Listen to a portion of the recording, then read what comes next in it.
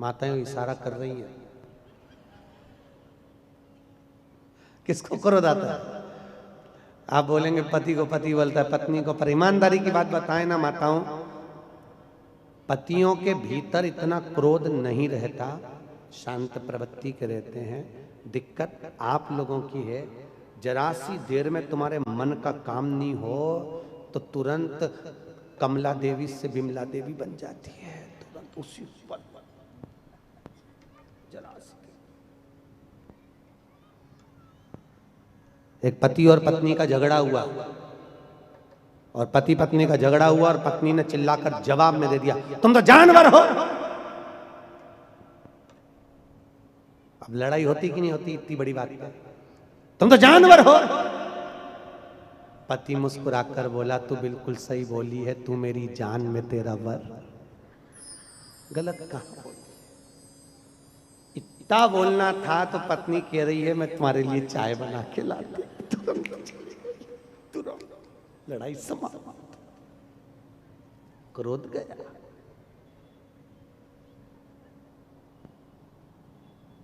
क्रोध समाप्त। आज हम उनके यहाँ गए थे, क्या नाम उनका, नाना भाई के यहाँ, पानी वालों के यहाँ, तो उनके यहाँ वो वकील साहब मिले थे। तो वकील साहब बोले, गुरुजी उनकी धर्म पत्नी आई प्रणाम करने के लिए, तो वकील साहब बोले ये मेरी धर्म पत्नी है। हमने कहा कथा का असर हो गया पूरा। तो हमने कहा धर्म पत्नी क्यों? क्योंकि गुरुजी पहले दिन कथा से बोल रही थी कथा में चलो, कथा में चलो, और मुझे दूसरे दिन से कथा में लेकर आई है, और आप कहते हो जो अपने पति को कथा में लेकर आ जाए वो धर्म पत्नी कहलाती है। हमने कहा बिल्कुल सत्य है, गलत नहीं है, बिल्कुल सत्य। धर्म के पथ पर चलना सिखाइए महाराज, धर्म के धर्म के पथ। आज यहां शास्त्र कह रहा है, हिरण्यकशिपु ने जो वर मांगा घर आकर देखा तो धर्म पत्नी नहीं है, धर्म पत्नी को लिया तो नारद जी के यहाँ गर्भ का जो ज्ञान मिला था उस ज्ञान के प्रबलता में धर्म पत्नी प्रखर हुई महाराज। पत्नी के गर्भ से जो बच्चा हुआ होते से उसने भगवान के नाम का हिलात करा, उसका नाम प्रहलाद हुआ है महाराज। प्रहलाद खोलते तेल में डाल दिया,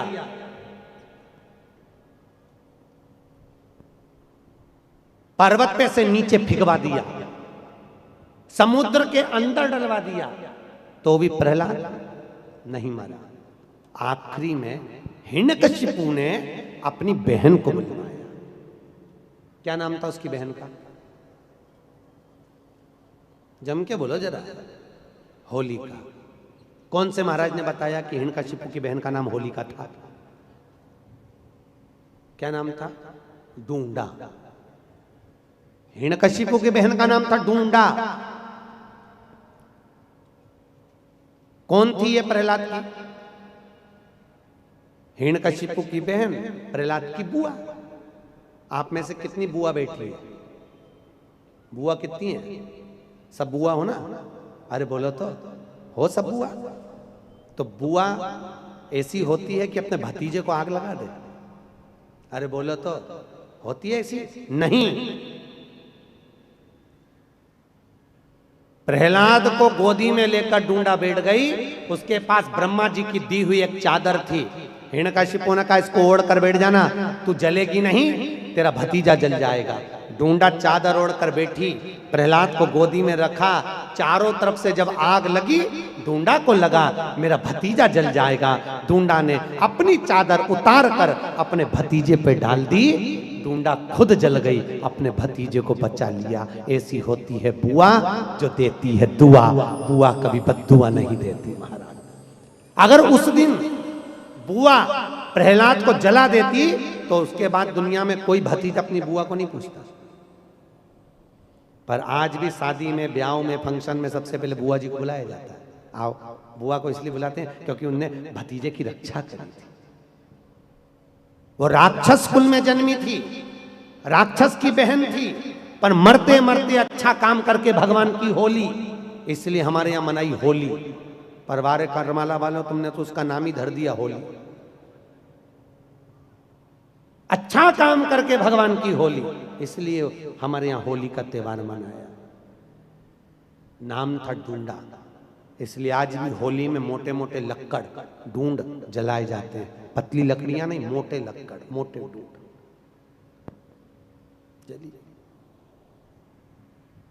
अंतिम प्रहलाद से पूछा ये ज्ञान इसको आया कहां से? गुरु जी से पूछा इसको ज्ञान कहां से है? तो ये गर्भ का ज्ञान है।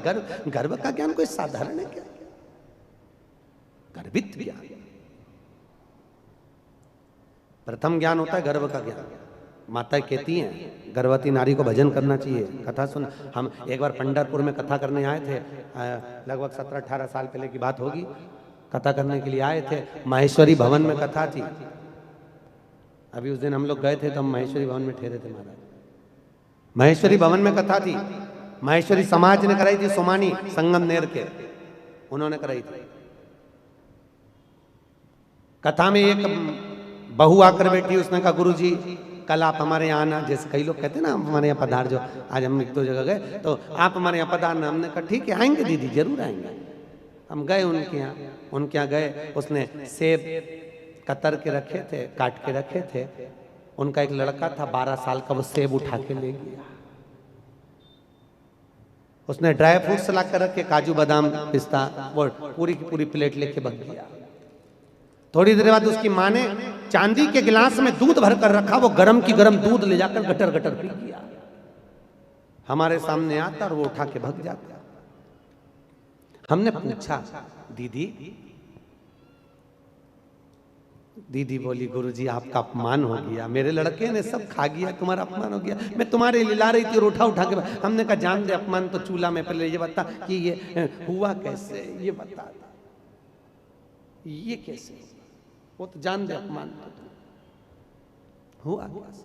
गुरुजी जैसे आप कथा करने आए ना, ऐसे ही जब ये मेरे गर्भ में था तब यहाँ राम कथा चल रही थी। मैंने पंडित जी से पूछा था गुरुजी से, गुरुजी मेरे गर्भ में बच्चा है तो मैं कौन सी कथा पढ़ूं जिससे मेरा बच्चा अच्छा हो? राम कथा वाले महाराज ने कहा था सुंदर कांड पढ़। गुरुजी जब ये गर्भ में था इतने सुंदर कांड के पाठ करे, इतने पाठ करे, ऐसी औलाद पैदा हुई, सकनी नहीं बैठे। ये पाठ का बड़ा असर है। आज के जमाने में जो औलाद होती है ना, ये टीवी देख देख के पैदा होती है, क्योंकि डॉक्टर बोल देते बेड रेस्ट, डॉक्टर बोलते बेड रेस्ट, पलंग पे पड़ी रहो, दिन भर टीवी देखती रहो। 24 घंटा टीवी देखे, गर्भ में जो बच्चा था वो टीवी देखता रहा। माँ के दृष्टि से बच्चे ने टीवी देखी। अब बच्चा जन्म लिया तो दिन भर, क्योंकि वो टीवी में नाटक देखकर, नाटक में ऐसा कोई नाटक ही नहीं जिसमें कहीं का हंसता दिखे। पूरे नाटकों में देख लो, कहीं ना कहीं की 24 घंटे रोती ही मिले। नाटकों में, सीरियलों में रोए, वो नाटक देख के औलाद पैदा हुई। अब घर की बूढ़ी बूढ़ी माताएं कह देती हैं, कहने में चुपती थोड़ी ना माताएं, तुरंत बोलती भैया हमारी भी 5-5 औलाद थी, हमारी भी 4-4 औलाद थी, खिला दो पटक दो, खेलती रहे। और हमारी बहू ने ऐसी औलाद पैदा करी, राम एक करी, वो भी ऐसी करी, दिन भर पे करे, दिन भर रोए, दिन भर। माए के कहने में कोई चूकता नहीं, तुरंत बोल देते।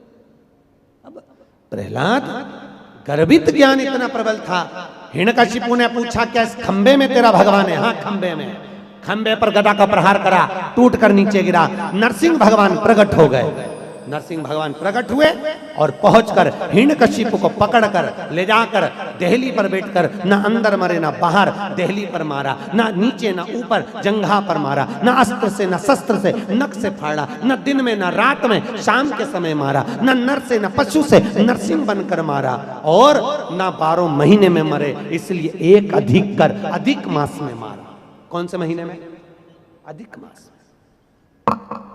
उधर को फाड़ दिया, आंतों को निकाल कर धारण कर लिया। नरसिंह भगवान की ये यहां तक की कथा तो भागवत में भी लिखी है, सुनी कि नहीं सुनी?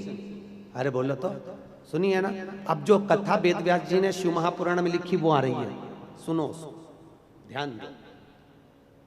नरसिंह भगवान का क्रोध बढ़ता गया, बढ़ता गया, बढ़ता गया, इतना क्रोध, इतना क्रोध, इतना क्रोध, क्रोध बढ़ता गया, इतना क्रोध बढ़ा।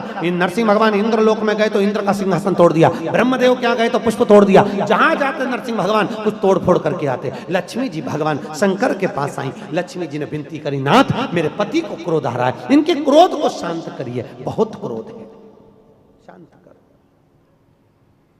थोड़ा क्रोध शांत करिए। शंकर भगवान मौन आनंद में विराजमान थे, स्मरण में डूबे हुए थे, भजन चित्त आनंद में कर रहे थे। आपको पहले भी कथा में कहा, राम शंकर का भजन करते हैं और शंकर राम का भजन, हरि विठ्ठल शंकर का भजन करते हैं, शंकर पांडुरंगा का भजन करते हैं। भजन डूबे। जय जय विठ्ठल विठ्ठल विठ्ठला, जय जय विठ्ठल विठ्ठल विठ्ठला, जय जय विठ्ठल विठ्ठल विठ्ठला, जय जय विठ्ठल। सब गाइए। विठ्ठल विठ्ठला, जय जय विठ्ठल विठ्ठल विठ्ठला, जय जय विठ्ठल विठ्ठल विठ्ठला, माझा विठ्ठल पांडुरंगा, माझा विठ्ठल पांडुरंगा, माझा विठ्ठल पांडुरंगा, माझा विठ्ठल पांडुरंगा, जय जय विठ्ठल विठ्ठल विठ्ठला, जय जय विठ्ठल ताली से बात, दोनों हाथों से। विठ्ठला, जय जय विठ्ठल विठ्ठल विठ्ठला, जय जय विठ्ठल विठ्ठल विठ्ठला, माझा विठ्ठल पांडुरंगा, माझा विठ्ठल पांडुरंगा, माझा विठ्ठल पांडुरंगा, माझा विठ्ठल पांडुरंगा। जय हो, जय हो।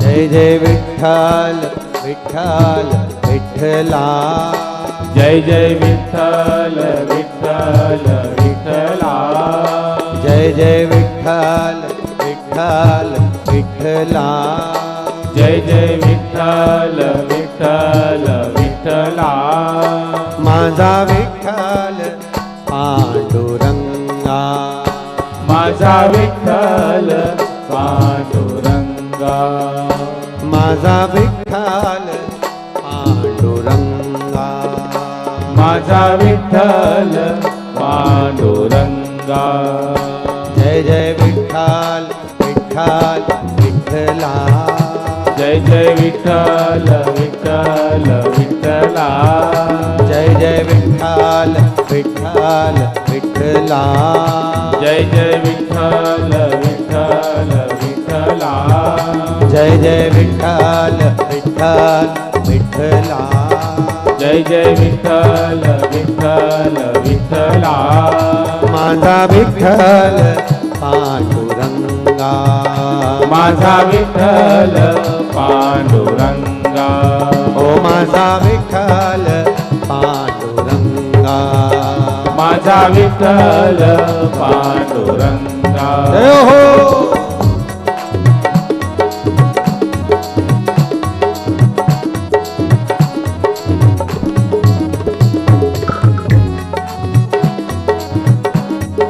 बड़े आनंद में दोनों हाथों। जय जय विठ्ठल विठ्ठल विठ्ठला, जय जय विठ्ठल विठ्ठल विठ्ठला, जय जय विठ्ठल विठ्ठल विठ्ठला, जय जय विठ्ठल विठ्ठल विठ्ठला, माझा विठ्ठल पांडुरंगा, माझा विठ्ठल पांडुरंगा, माझा विठ्ठल पांडुरंगा, माझा विठ्ठल पांडुरंगा, ओ माझा विठ्ठल पांडुरंगा, माझा विठ्ठल पांडुरंगा। बोल पंढरीनाथ भगवान की हर हर महा। भगवान भूत भावन भूतेश्वर शिव से विनती करी, शंकर भगवान की भक्ति में डूबे हुए थे महाराज। लक्ष्मी जी ने विनती करी, नाथ कृपा करो, थोड़ी सी दया करिए। भगवान ने पूछा क्या? मेरे पति को क्रोध आ रहा है, उनका क्रोध शांत कर दीजिए।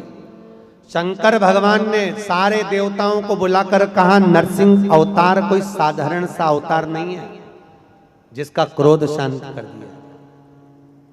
तो फिर क्या करा जाए? शंकर भगवान बोले, मैं शरम्भ पक्षी का रूप धारण करूंगा। कौन सा पक्षी? शरम्भ, गिद्ध जैसा एक पक्षी होता है जिसका नाम है शरम्भ। शरम्भ पक्षी, गरुण जैसा स्वर। पक्षी तीर्थ गए हो? अरे बोलो तो, पक्षी तीर्थ गए हो कभी? हैं? कोई गया? नहीं गए? कभी मौका लगे तो जरूर जाना। चेन्नई से 82 किलोमीटर की दूरी पर है पक्षी तीर्थ, जहां पर सुबह ब्रह्म मुहूर्त में 56 तरह का भोजन लगाया जाता है। और गरुण जी महाराज आज भी उस भोजन को करने के लिए आते हैं। लाखों जनता प्रतिदिन गरुण जी का दर्शन करने के लिए पक्षी तीर्थ जाती है। कभी मौका लगे तो जाकर देखना, मगर केवल गरुण पक्षी ही मिलेगा आपको। वो पक्षी तीर्थ में आते हैं, भोजन करते हैं, चांदी की थाली में उनके लिए भोजन लगता है और उड़कर चले जाते हैं। कहाँ जाते हैं? फिर सवेरे ब्रह्म मुहूर्त में दूसरे दिन ही आते हैं, दिखते ही नहीं पक्षी। शरम्भ पक्षी का रूप रखा भगवान ने, और शरम्भ पक्षी का रूप भगवान शंकर करें ऐसे नहीं रख सकता। सारे देवता मिलकर मेरे को सपोर्ट करो, मेरे पक्ष में, और मैं शरम्भ पक्षी का रूप रखूंगा। उड़ते हुए जाऊंगा, नरसिंह भगवान को पंजे से उठाऊंगा और ले जाकर अलखनंदा नदी में पटकूंगा। नरसिंह भगवान को भगवान शंकर ने उठाया, शरम्भ पक्षी का रूप धारण कर कर। शिव जी का एक नाम बनने जा रहा है शरम्भेश्वर महादेव। कौन से महादेव हैं? शरम्भेश्वर। शरम्भ पक्षी का रूप रखकर नरसिंह भगवान को उठाकर ले जाकर अलखनंदा नदी में, बद्री का नाथ में, बद्री विशाल के पास जो अलखनंदा बहती है उसमें ले जाकर डाला। डालते से शंकर भगवान के डालने से भगवान नरसिंह का क्रोध समाप्त हो गया। नरसिंह भगवान वहां पर नरसिंह